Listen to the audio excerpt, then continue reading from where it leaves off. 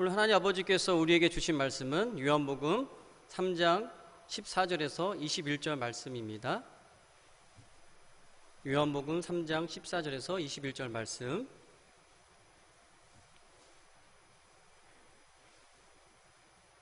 말씀을 읽겠습니다. 모세가 광야에서 뱀을 든 것 같이 인자도 들려야 하리니 이는 저를 믿는 자마다 영생을 얻게 하려 하심이니라. 하나님이 세상을 이처럼 사랑하사 독생자를 주셨으니 이는 저를 믿는 자마다 멸망치 않고 영생을 얻게 하려 하심이니라. 하나님이 그 아들을 세상에 보내신 것은 세상을 심판하려 하심이 아니요 저로 말미암아 세상이 구원을 받게 하려 하심이라. 저를 믿는 자는 심판을 받지 아니하는 것이요 믿지 아니하는 자는 하나님의 독생자의 이름을 믿지 아니하므로 벌써 심판을 받은 것이라. 그 정죄는 이것이니 곧 빛이 세상에 왔으되 사람들이 자기 행위가 악함으로 빛보다 어둠을 더 사랑한 것이니라.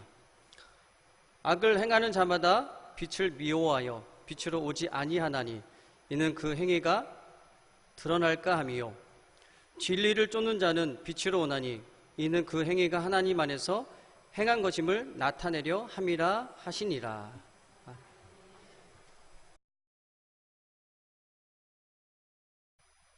자, 우리가 하나님에 대해서 여러 가지 생각들을 합니다. 하나님이 어떤 분일까? 도대체 우리 하나님은 우리에게 어떠한 분이실까? 여러 가지가 있겠지만은 성경에서는 크게 두 가지로 말씀하고 있습니다. 그 중에 하나는 우리 하나님은 공의로우신 하나님이다. 공의로우신 하나님이기 때문에 죄를 지었을 때 거기에 대해서 심판하시고 형벌을 하신다는 것입니다.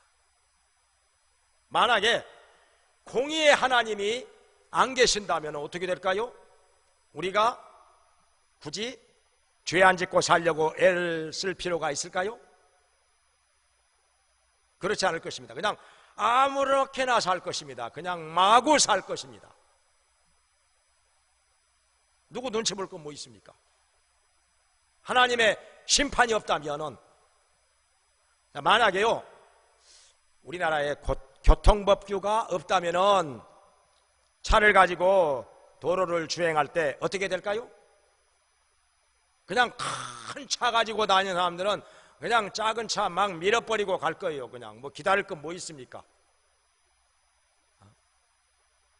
그러면은 작은 차를 가진 사람들은 차를 가지고 어디 나가서 운전할 수가 있을까요? 마음 놓고? 무서워서 차를 몰고 나가지는 못할 것입니다. 막 큰 차가 막 들이받아 버리고 막 밀어버리고 가면은 어떻게 하겠습니까? 근데 교통법규가 있기 때문에 큰 차나 작은 차나 그 법을 지켜가면서 질서 있게 운행을 하는 것이죠. 이 세상도 마찬가지입니다. 공의로우신 하나님의 심판이 있기 때문에 우리가 죄 안 짓고 살려고 애를 쓰는 것이고 하나님의 법을 지키면서 살고자 힘쓰는 거 아니겠습니까? 그런데 한 가지 우리에게 이러한 의문이 들 수도 있습니다. 그것은 뭔고 하니 공의의 하나님께서 이 세상을 다스리시고 심판하신다는데 이 세상은 왜 이렇습니까? 뭘 가지고 말하는 거 아니? 악한 자가 더 잘 되는 수도 있습니다. 더 부자도 되고 더 권력도 잡고 더 잘 나간다 하는 것입니다. 왜 이럴까? 그리고 때로는 정직하고 의롭게 사는 사람이 더 어려움을 당하고 환난과 고난을 겪는 것을 볼 때 이해가 안 되는 것이죠. 그래서 시편 73편에 보면은 내가 이 세상 되어지는 것들을 보면서 거의 실족할 뻔하였나이다, 이렇게 시편 기자가 말씀을 하고 있습니다. 실족할 뻔했다는 거예요. 이 세상이 왜 이러느냐? 공의의 하나님께서 이 세상을 다스린다면은 어찌 이럴 수가 있느냐? 악한 자가 더 잘 되고 의로운 자가 고난을 당하고 뭐가 이러느냐 이거죠. 악한 자가 돈도 더 잘 벌어 부자도 되고 심지어 건강하고 거기다가 죽을 때도 평안히 죽더이다, 그런 말씀이 나오죠. 그러면서 의로운 사람이 오히려 이 세상에서 고난을 당하고 환난을 당하고 어려움에 처하고, 이게 뭐냐 이거죠. 어떻게 이럴 수가 있느냐, 이해가 안 간다는 것이죠. 그런데 시편 기자가 나중에 깨달았습니다. 뭘 깨달았는고 하니, 짧게 보면은 공의의 하나님께서 정말 계실까, 이 세상을 다스릴까 의문이 날 수도 있다는 것입니다. 그런데 길게 보면은, 저 영원한 세계까지 보면은 맞다는 것입니다. 공의의 하나님께서 이 세상을 다스리시고 심판하시기 때문에 그게 맞다는 것입니다. 자, 악한 자가 일시적으로는 부자가 되고 권세도 잡고 잘 되고 떵떵거리면서 살고,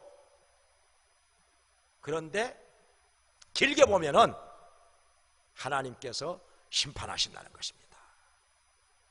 이 세상에서 악하게 살면서도 더 잘 되는 것 때문에 그 사람은 더 악해진다는 것이죠. 더 교만해지고 더 아나무인격이 되고, 그러다 보면은 하나님께서 먼 훗날에 더 크게 심판하시고 형벌하신다는 것입니다.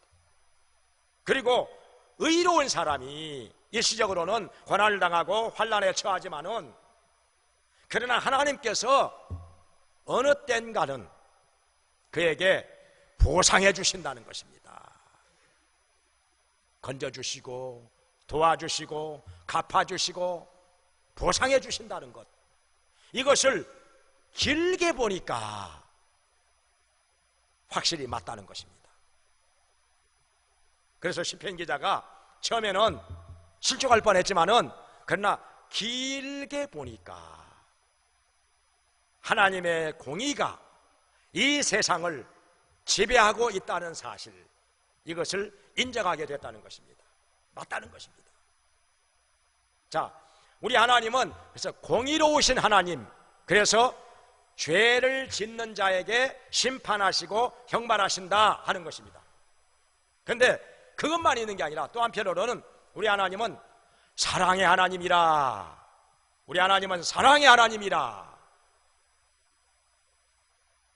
하나님께서 이 세상을 사랑하신다는 것 말씀하고 있는데요, 어떻게 사랑하실까요? 우리를 하나님께서 어떻게 사랑하신다는 것일까요? 자, 오늘 여기 본문에서 하나님께서 말씀하고 계시는데, 자, 세 가지로 나누어서 생각을 해보겠습니다. 독생자를 믿는 자마다 영생을 얻게 하신다는 것입니다. 이것이 하나님의 사랑이라는 것입니다. 여기 본문 14절에 말씀하시기를, 자, 모세가 광야에서 뱀을 든 것 같이 있게 하려 하심이라, 이렇게 말씀하고 있습니다. 자, 무엇을 가지고 말씀하시는 것인가 하니, 자, 민수기 21장으로 가면은, 자, 이스라엘 백성들이 지금 가나안을 향하여 광야를 행진하고 있습니다.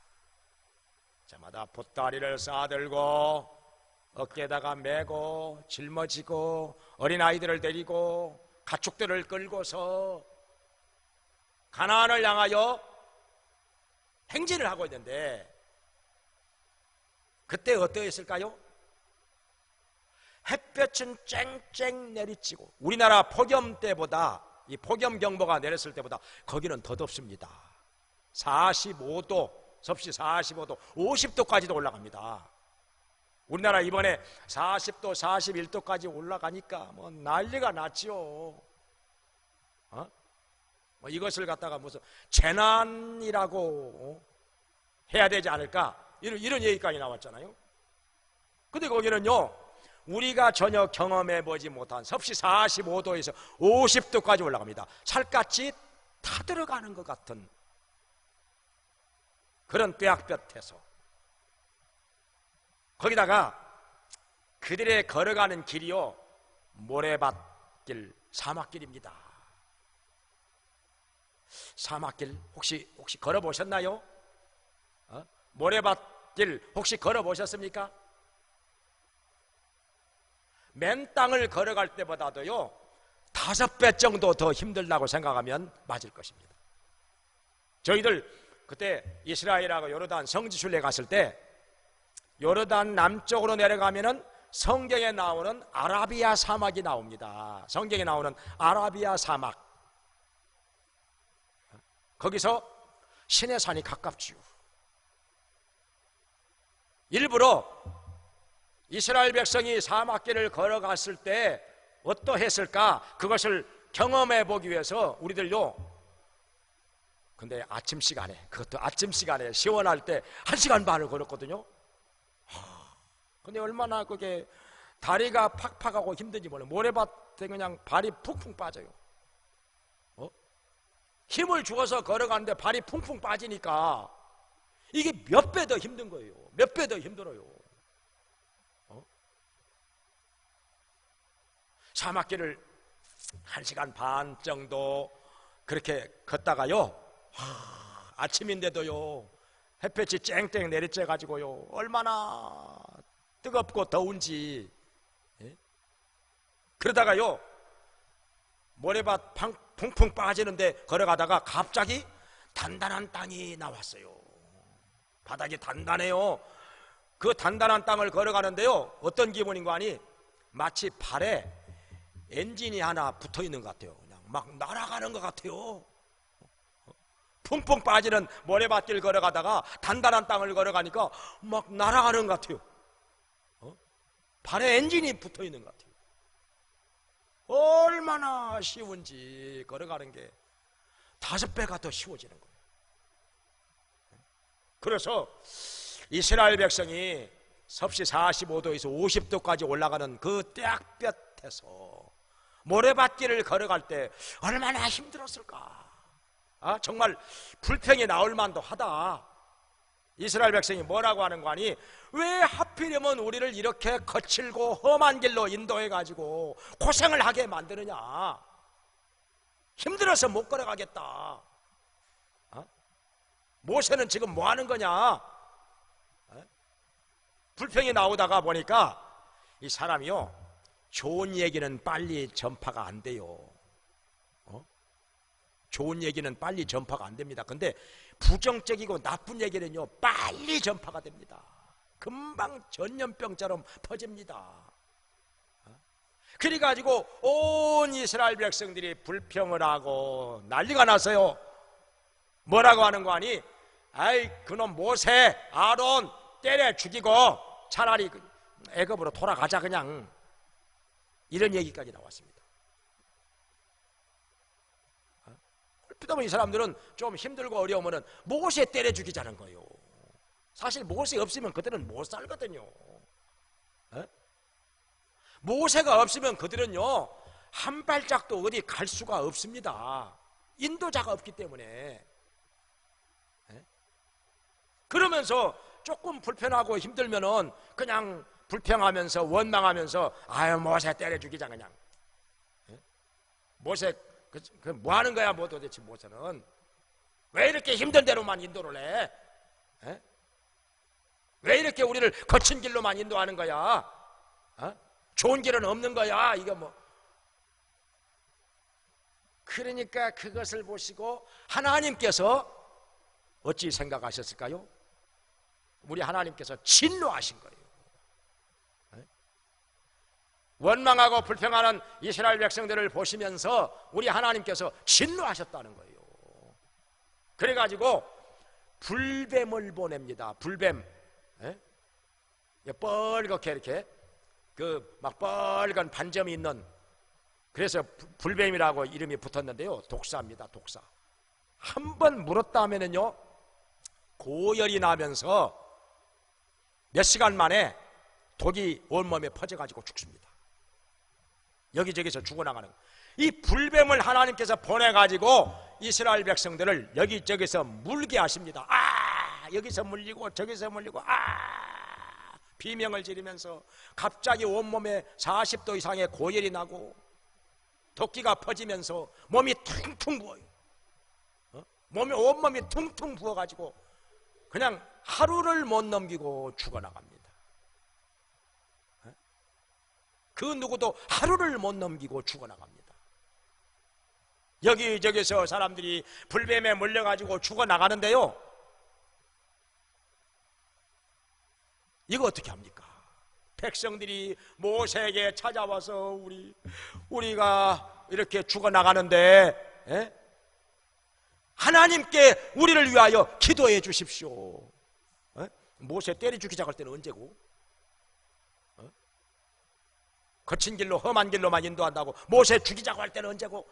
이제는 또 어려움을 당하니까 모세에게 찾아와서 우리를 위하여 여호와 하나님께 기도해 주세요. 그러니까 어떻게 합니까? 모세가, 여러분이 모세라면 어떻게 해야 되겠어요? 참 마음도 좋아요. 백성들을 위해서 또 하나님께 기도합니다. 우리 보통 사람 같으면요, 에이 자식들, 나 때려 죽이자고 할 때는 언제고? 죽어도 싸. 나가둬. 그냥 죽게 내버려둬. 때려 잘못했으니까 하나님께서 심판하시는 거 아니야? 불뱀에 물려가지고 죽는 거 아니야? 죄값으로 그러는 거지. 죽게 놔둬. 기도는 무슨 기도? 그랬을 것 같아요. 우리 보통 사람 같으면 그랬을 것 같아요. 아이, 기도는 무슨 기도? 자기들이 잘못했으니까 그렇게 불뱀에 물려가지고 죽어나가는 거지. 자업자득이야. 그랬을 거예요. 그런데 모세는 역시 그릇이 큰 지도자는 달라요. 온유한 사람 모세는 그 자리에서 여호와 하나님 앞에 엎드려서 기도를 합니다. 이 백성이 잘못한 것을 주여 용서하여 주시옵소서. 이 백성을 살려주시옵소서. 불뱀에 물려가지고 저렇게 많은 백성들이 죽어나가는데 주여 용서하여 주시고 살려주시옵소서. 하나님 앞에 간구합니다. 그랬더니 하나님께서 모세에게 응답을 하시는데, 노수로 뱀을 만들어서 장대에 높이 매달아 놓아라. 그것을 쳐다보는 자는 살리라. 쳐다보는 자는 살리라 말씀을 하시는 것입니다. 그래가지고 불뱀에 몰려가지고 고열에 시달리면서 몸이 퉁퉁 부어가지고 죽어가던 사람이 그 노뱀을, 그 노랗게 반짝반짝 빛나는 노뱀 장대 끝에 매달아 놓았는데 그걸 쳐다보는 자는 금방 열이 떨어지는 거예요. 퉁퉁 부었던 몸이 가라앉는 거예요. 몸에서 도끼가 사라지고, 언제 그렇더냐는 듯이 몸이 깨끗이 나 정상으로 되는 것입니다. 하루가 지나도 안 죽어, 이틀이 지나도 안 죽어, 아무렇지 않은 거예요.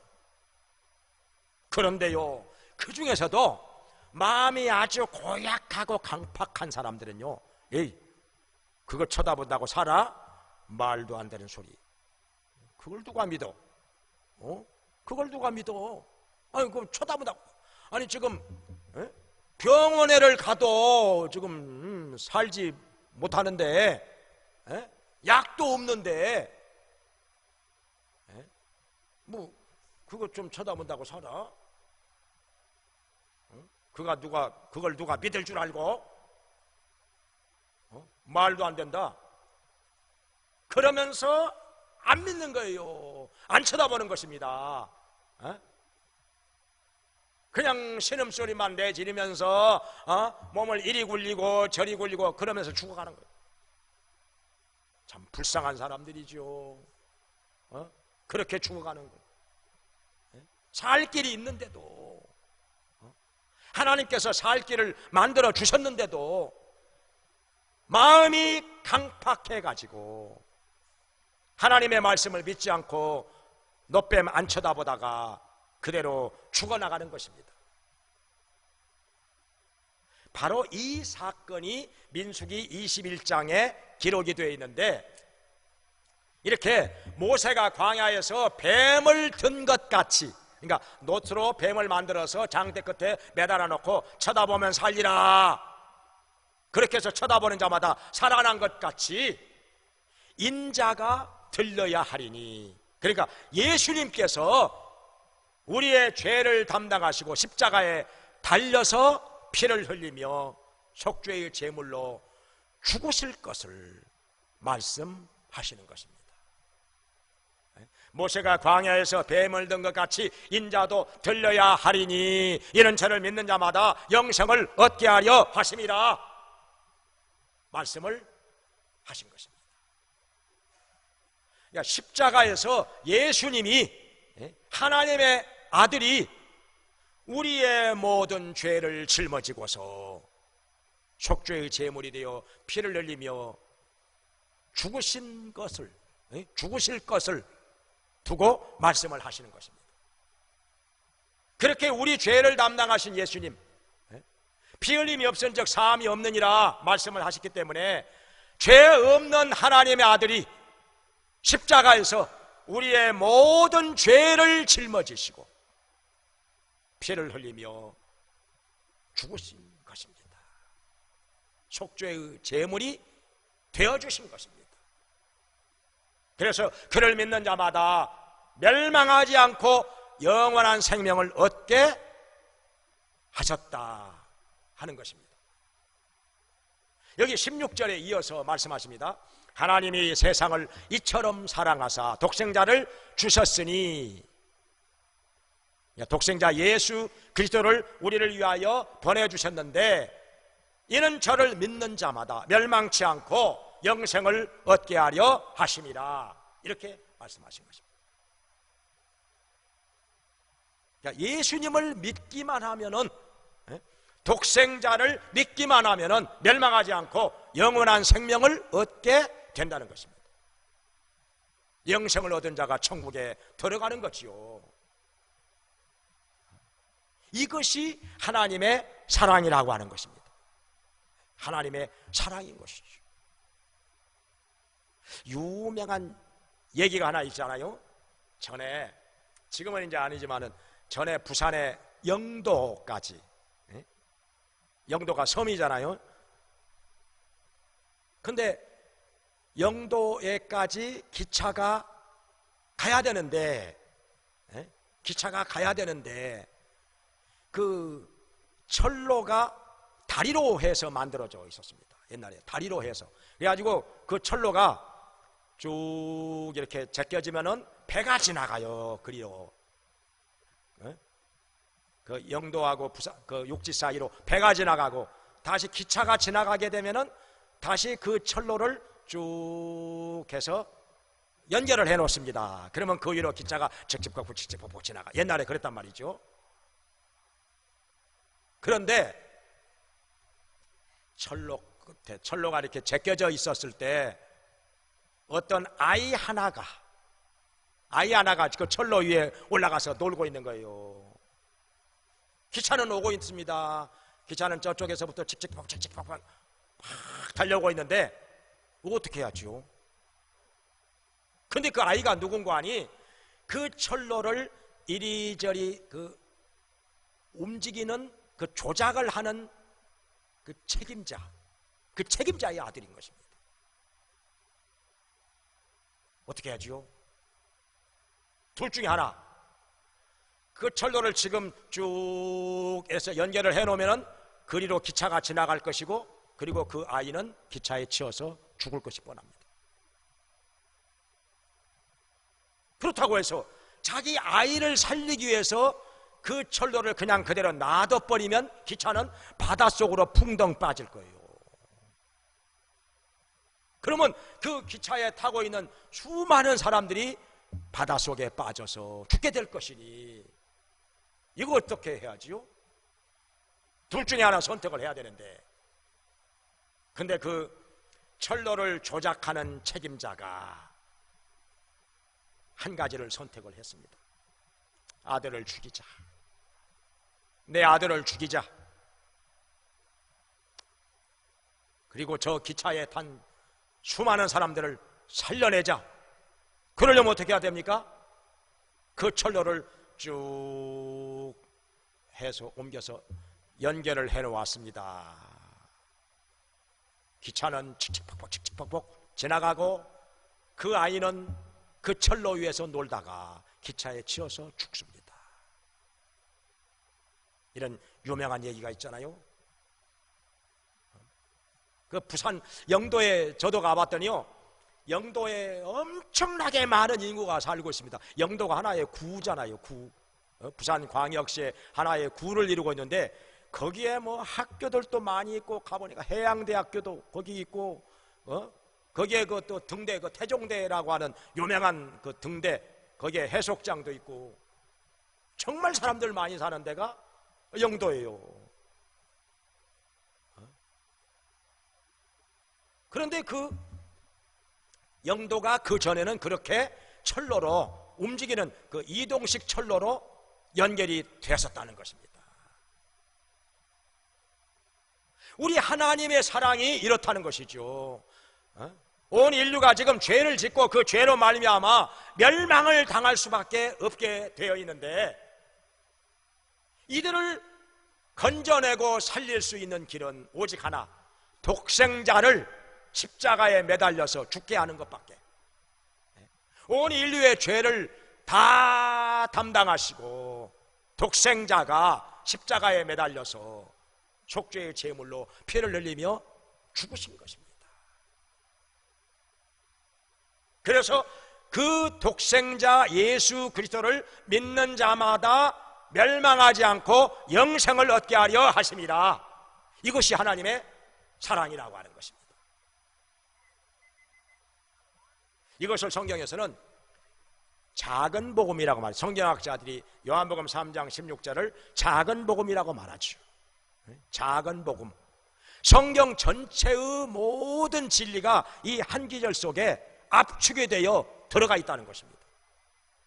우리 다시 한번 읽어볼까요? 요한복음 3장 16절. 자, 하나님이 세상을 이처럼 사랑하사 독생자를 주셨으니 이는 저를 믿는 자마다 멸망하지 않고 영생을 얻게 하려 하십니다. 그 노래도 하나 만들어져 있잖아요. 노래도 하나님이 세상을 이처럼 사랑하사. 저는요 그 노래를 처음에 교회에 나간 지 얼마 안 됐을 때 잘 몰랐어요. 그래가지고 우리 동네 조금 이렇게 정신이 조금 약간 오락가락하는 선배가 하나 있는데, 교회를 나오다가 말다 그래요. 우리 집에 한번 찾아왔어요. 그래가지고 내가 작사 작곡을 하나 했다고 그래요. 아, 뭔데 한번 뭐냐고 그랬더니 한번 불러볼까 그랬더니 하나님이 세상을 이처럼 사랑하사. 처음 들어본 거예요. 근데 상당히 제가 음악에 대해서 잘 모르기는 하지만은 상당히 짜임새가 있어요. 곡이 그럴듯해요. 오, 이 정도 곡을 작곡할 정도. 오, 이거 대단하다. 이거 막 칭찬을 해줬죠. 나중에 교회를 좀 다니다 보니까 그게 이미 만들어진 거더라고. 제가 속았어요. 깜빡 속았죠. 몰라가지고. 이게요, 요한복음 3장 16절이 굉장히 성경의 모든 진리가 이 한 기절 속에 다 압축되어 들어가 있는. 그래서 작은 복음이라고 말합니다. 이거 교회 다니는 사람들은, 웬만한 분들은 다 외우겠죠. 독생자를 주셨으니 이는 저를 믿는 자마다 멸망하지 않고 영생을 얻게 하려 하십니다. 하나님의 사랑이라고 하는 거. 그 다음에 두 번째로는 독생자를 보내신 것은, 예수님을 보내신 것은 세상을 심판하려 함이 아니라 구원하려 함이니라. 세상을 구원하고자 함이라. 그러니까 예수님께서 2000년 전에 사람의 육체를 입고 세상에 오셨는데 심판하러 오신 것이 아니라는 것입니다. 구원하러 오셨다는 것이죠. 만약에 그 당시에 심판하러 오셨다면 그때 다 죽었지요. 예수님께서 세상을 심판하러 오셨다면 살아남을 사람 누가 있겠습니까? 다 주님 앞에서 죄인인데 죄 없는 자 누가 있겠습니까? 성경에 의인은 없나니 하나도 없으며 이렇게 말씀하죠. 죄가 없는 의인은 하나도 없다는 것입니다. 모든 사람이 죄를 범하였음에 하나님의 영광에 이르지 못하더니 그랬습니다. 다 죄인이라는 것이죠. 모든 사람이 죄를 지어서 하나님의 영광에 이르지 못하게 되었다는 것입니다. 죄인이 어떻게 하나님 앞에 설 수가 있겠습니까? 더군다나 하나님께서 우리를 심판하실 때 누가 거기서 살아남겠느냐 하는 것입니다. 다 죽었지요. 다 죽었지요. 그때 심판했다면 다 죽었겠지요.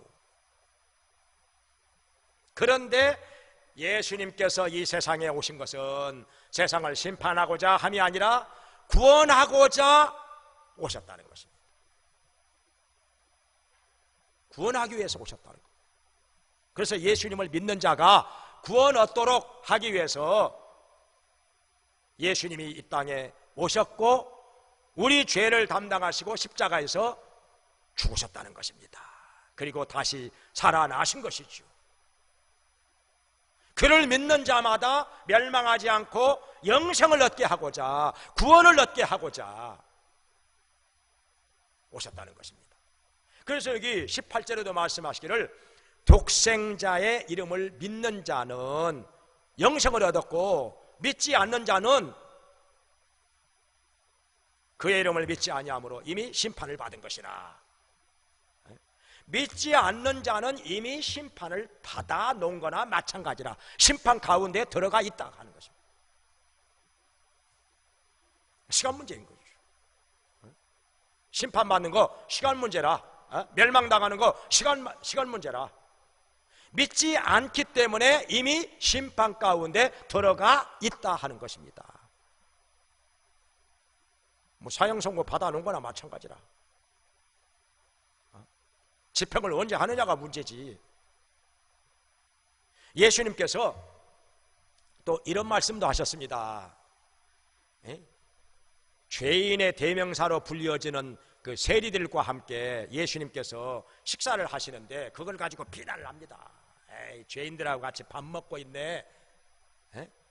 어떻게 예수님은 죄인들하고 함께 식사를 하시느냐? 제자들에게 마구 핀잔을 주고 공격을 하는 사람들이 있었습니다. 그때 예수님 말씀하시기를 내가 세상에 온 것은 의인을 부르러 온 것이 아니라 죄인을 불러 구원하고자 왔느니라. 죄인을 불러 구원하러 왔느니라 말씀하셨습니다. 만약에 예수님께서 의인을 부르러 왔다면 누가 의인이라고 할 수 있겠습니까? 내가 의인이요 하고 주님 앞에 나설 사람 누가 있겠습니까? 사실 죄가 무엇인지를 몰라서 그렇지. 죄가 뭔지를 몰라서 내가 의인인 줄로 착각을 하는 것이지요. 나 죄 없어, 나는 의인이야, 그렇게 말하는 사람은요 그 속에 진리가 없는 사람이라. 요한일서 1장의 말, 그 속에 진리가 없고 스스로 속이는 자라. 죄가 뭔지를 몰라서 깜깜한 데 있기 때문에. 그러나 진리의 빛이 그 속에 들어오게 되면은 내가 죄인입니다. 죄가 다 드러납니다. 내가 죄인입니다. 내가 죄인 중에 죄인입니다. 내가 범죄하였습니다. 이렇게 고백할 수밖에, 하나님 앞에 엎드릴 수밖에. 그래서 예수님께서는 의인을 부르러 오신 것이 아니라, 왜냐하면 이 세상에 의인은 없기 때문에, 예수님께서는 죄인을 불러 구원하고자 오셨다는 것입니다. 세상을 심판하러 오신 것이 아니라 구원하러 오셨다는 것입니다. 이것이 하나님의 사랑입니다. 그래서 우리가 안 죽고 살아있어서 이렇게 예수님을 믿고 구원 얻을 기회를 얻게 된 것입니다. 할렐루야. 그 다음에 세 번째로, 자, 하나님의 사랑은 또 어떻게 나타났느냐 하면은 여기 19절부터 21절에 말씀하고 있습니다.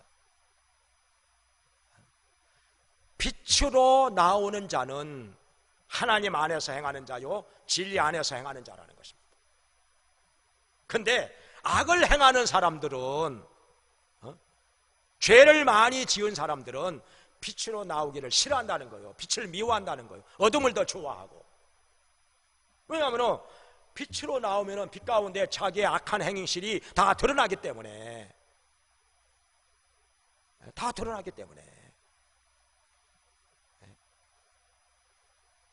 깜깜한 데 있을 때야 안 드러나니까 다 모르는 거지요. 너도 모르고 나도 모르고, 내가 뭐가 묻어 있는지, 얼마나 더러운 모습인지 모르는 거죠. 근데 밝은 빛 가운데 나오게 되면은 다 드러나요. 다 보이는 것입니다. 내가 이렇게 더러운 죄가 많았었구나. 내가 이렇게 죄가 많았었구나. 나는 죄인입니다 하면서 하나님 앞에 엎드리는 것이죠. 근데요, 여기 악을 행하는 자는 빛 가운데 나오기를 싫어한다는 것입니다. 빛보다 어둠을 더 좋아한다는 것입니다. 자기의 악한 행위가 빛 가운데 드러날까 해서. 그런데 진리를 좇는 사람들은 빛으로 나오기를 좋아한다는 것입니다. 왜냐하면 자기의 행한 것이 하나님 안에서 행한 것을 나타내기 위해서. 그러니까 의로운 사람, 진리 안에서 사는 사람은 빛으로 나온다는 거죠. 내가 여기 있습니다, 나 여기 있습니다 하고. 그런데 문제는 뭐냐면요, 그게 사실인 것은 맞지만 과연 내가 여기 있습니다, 나 진리 안에서 살다가 왔습니다, 나 의롭게 살다가 왔습니다, 이렇게 떳떳하게 하나님 앞에 나올 수 있는 사람 과연 있겠습니까? 과연 있을까요?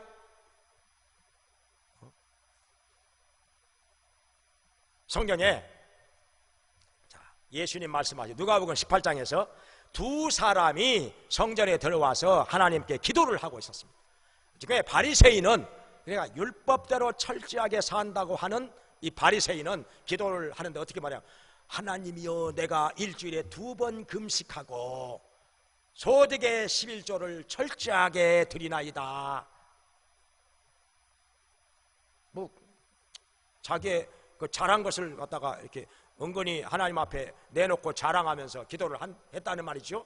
그러면서 또 뭐라고 기도하는 게, 나는 저 불의하고 토색하고 간이 많은 세리와 같이 아는 것을 감사하나이다. 자기가 깨끗하고 의롭다는 것이죠.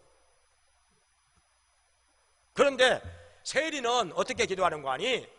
하늘을 우러러 보지도 못하고 가슴을 치면서 주여, 제가 죄인입니다, 제가 죄인입니다, 이 죄인을 불쌍히 여겨 주시옵소서, 그렇게 기도했다는 거예요. 자, 예수님께서 물었습니다. 이 두 사람 중에 누가 더 하나님 앞에 의롭다 함을 받고 돌아갔겠느냐? 누가 더 의로운 사람이라고 하나님께서 인정을 하셨겠느냐? 세리라는 것이죠.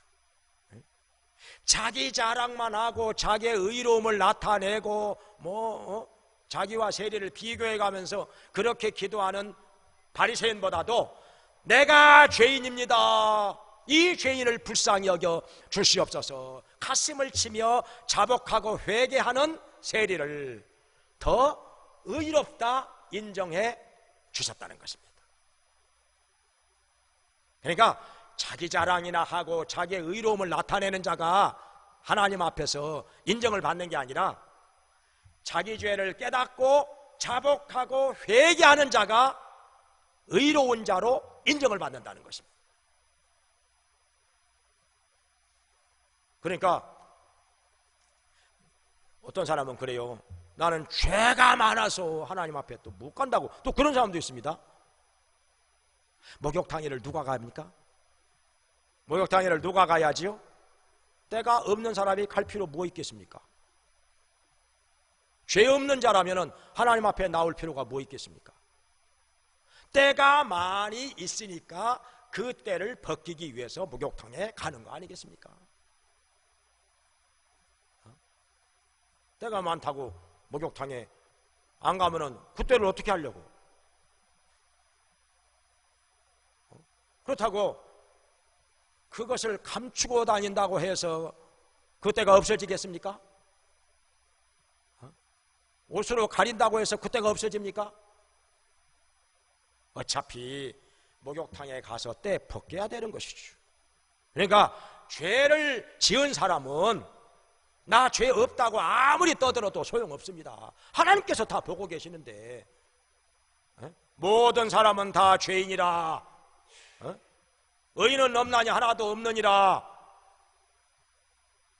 하나님께서 말씀하시는데 나는 죄 없어요, 나는 죄가 없어요 아무리 떠들어도 하나님께서 그 말 듣고 넘어가시겠습니까?